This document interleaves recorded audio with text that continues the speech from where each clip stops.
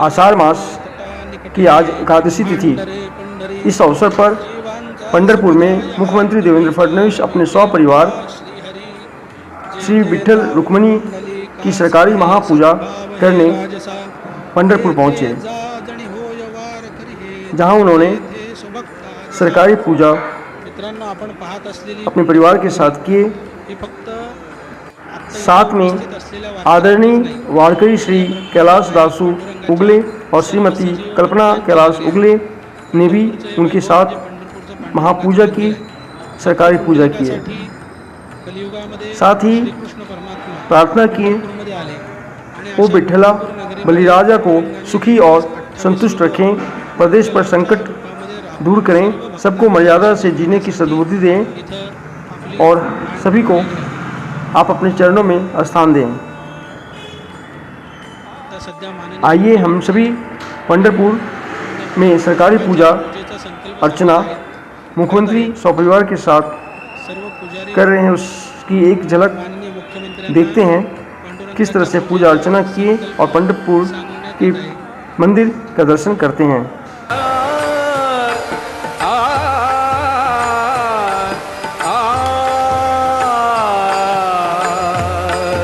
पंढरपूर हे पांडुरंगामुळे निर्माण झालं याची एक आख्यायिका अशी आहे। पांडुरंगपूर ते पंढरपूर असा हा पंढरपूरचा प्रवास आहे। पंढरपूर हे मुळातच शैव संप्रदायाचं ठिकाण होतं। मुळात इथं विष्णूच्या मंदिरांच्या आधीसुद्धा अनेक ठिकाणी शैव मंदिरे आहेत।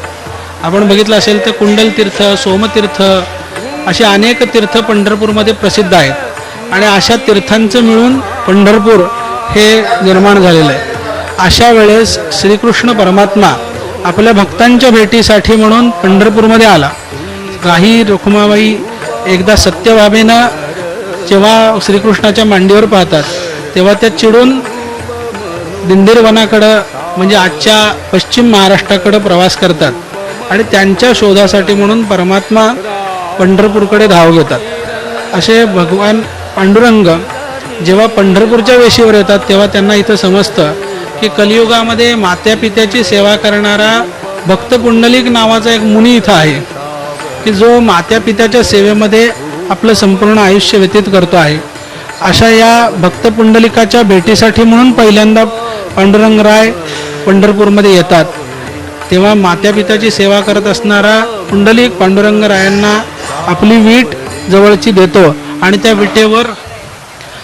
त्या विटेवरती उभा राहण्यासाठी सांगतो आणि आज तक तो पांडुरंग त्याच विटेवरती उभा आहे।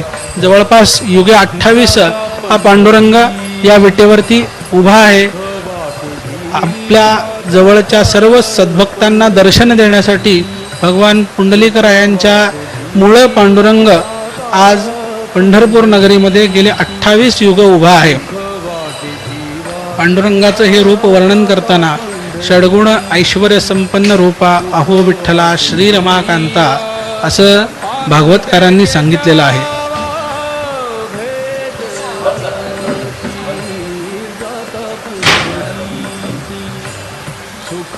आता माननीय मुख्यमंत्री संकल्प करत आहेत विठ्ठलाच्या पूजेचा।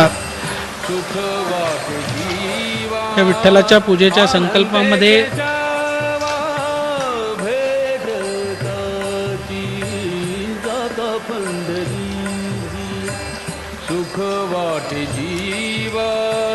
आजच्या तिथीचा, तारखेचा, त्याचबरोबरीने या सर्व युगांचा उल्लेख हा संकल्पामध्ये केलेला जातो आहे। गुरुजी माननीय मुख्यमंत्र्यांना संकल्प सांगत आहेत पूजेचा। या संकल्पामध्ये सर्व प्रकारच्या प्राणीमात्रांचे, भूतमात्रांचे कल्याण व्हावे, महाराष्ट्रातील जनता, सर्वत्रस्त जनता ही सर्व त्रासापासून मुक्त व्हावी आणि हे राज्य सुखाचं, समृद्धीचं, मांगल्याचं राहावं यासाठी म्हणून लोककल्याणकारी असा संकल्प माननीय मुख्यमंत्री या सरकारी महापूजेच्या माध्यमातून करत आहेत। नमस्कार।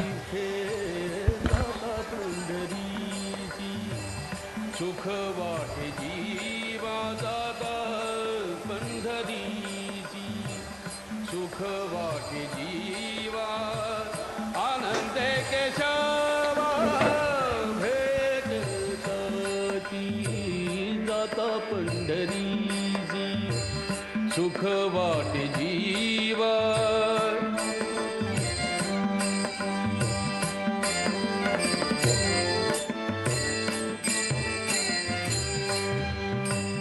ऐसा नाम घोष ऐसे पताकाच भार ऐसा नाम घोष ऐसे पताकाच भार ऐसे वैष्णवादी गौबार दावा कोठे दावा कोठे दावा कोठे दाता पंढरीची सुख वाटे जीवा दादा पंढरीची सुख वाटे जीवा दादा पंढरीची सुख वाटे जीवा आनंदे केशवा नमस्कार.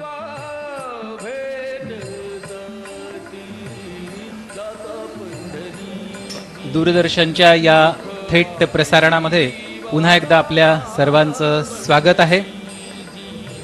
संपूर्ण सोलापूर जिल्हा या आषाढी एकादशीची वाट पाहत असतो. फक्त सोलापूर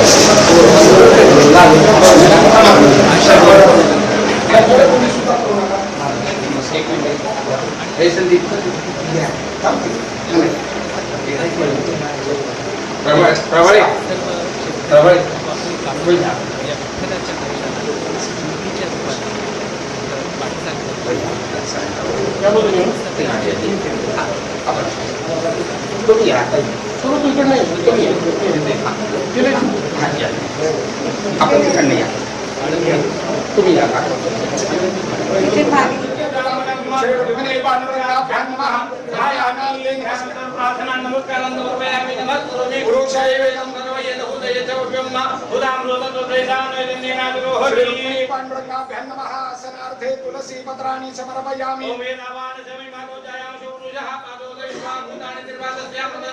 श्री रुक्मिणी पांडुरंगाभ्यां नमः पादयोः पाद्यं समर्पयामि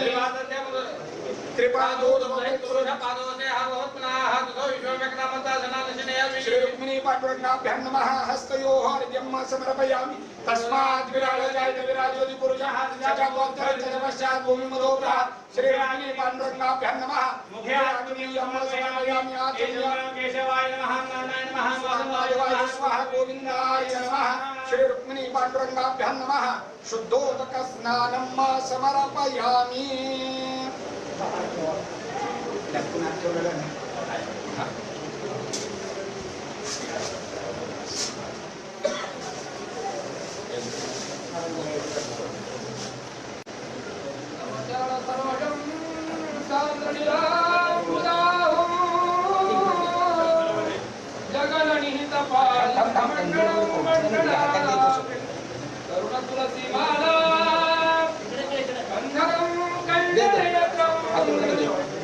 सदैव धवलहासं विठ्ठलं चिन्तयामि महायोगपीठे देवी वरद्यां वरं पुण्डरीकाय दातुं मुनिं वै तवादत्तकृष्णं जमानन्दकन्दं परब्रह्मलिङ्गं भजे पाण्डुरङ्गं प्रमाणं भवाब्दे धम्मावताराम् संपर्काभ्यां मृदुरेण तस्मात् विधातुर्वसन्ते दृढोणाभिपोषणं परब्रह्मलिङ्गं भजे पाण्डुरङ्गम्